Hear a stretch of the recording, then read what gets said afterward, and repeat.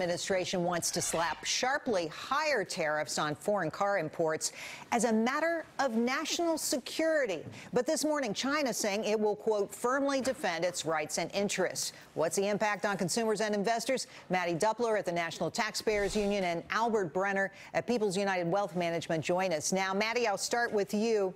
Sure. So this is mostly aimed at Asia, really. Toyota, Nissan, Honda, these are the companies that will be most impacted, not necessarily products from China. So how is this a matter of national security?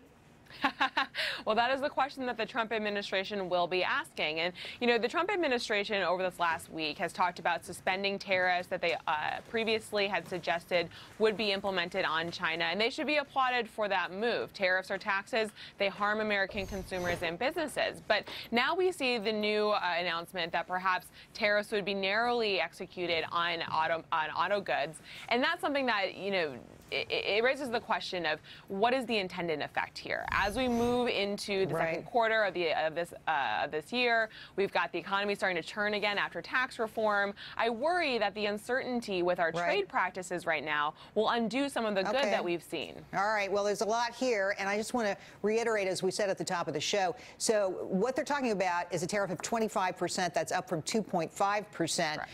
So it's not like there will be no impact. But I do want to ask the question quickly, Albert, to you, because this is your expertise. What impact will it have on the markets? Not a lot of time yesterday for markets to react to these headlines. Well, the markets did react yesterday, even in that short period of time, and of course they were down. But I'm not sure I agree with you that these are proposals aimed primarily at Asia. I actually think this is probably a bargaining chip that the administration is using to with Canada and Mexico in order to ramp all about up NAFTA. To advance the NAFTA negotiations. Well, to that point, I want to get your reaction to something Trump said on that very point. Listen to this. They have been taking advantage of the United States for a long time.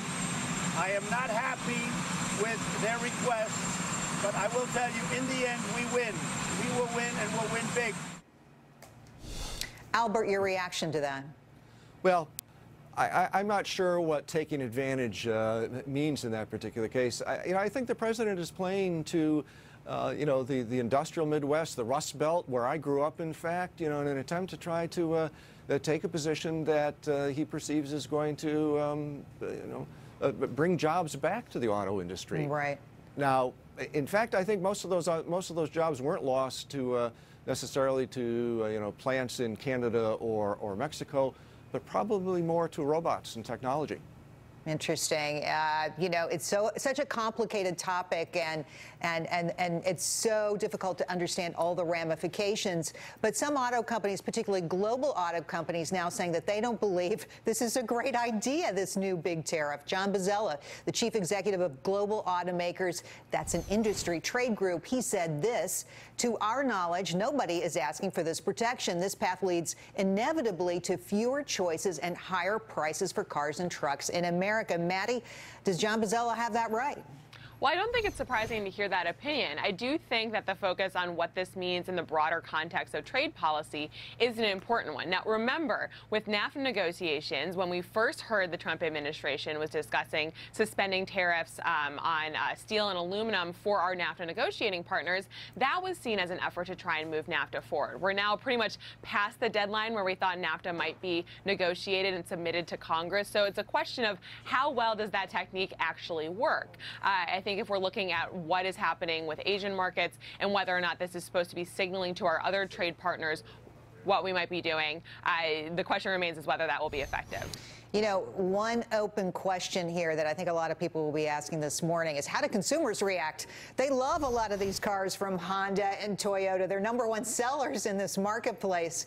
So that's yet to be answered. Mattie, Albert, thank you so much for coming in. Great to speak with you. Thank you. Sure. All right, well, coming up, a very special event honoring a very special woman.